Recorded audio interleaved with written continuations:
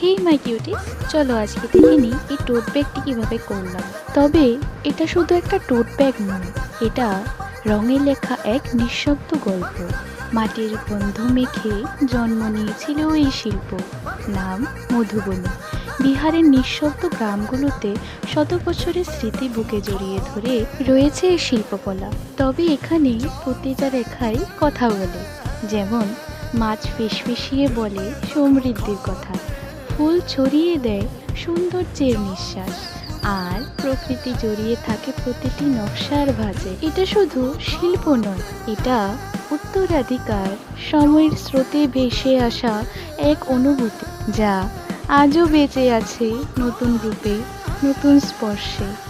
আজ আমি সেই গল্পটাকেই বয়ে বেড়াই নিজের মতো করে, নিজের রঙে। তোমাদের মতে কি এই রঙগুলি গল্প বলতে পেরেছে? কমেন্টে অবশ্যই জানাবে। আজকের জন্য এতটুকুই, দেখা হচ্ছে পরের ভিডিওতে।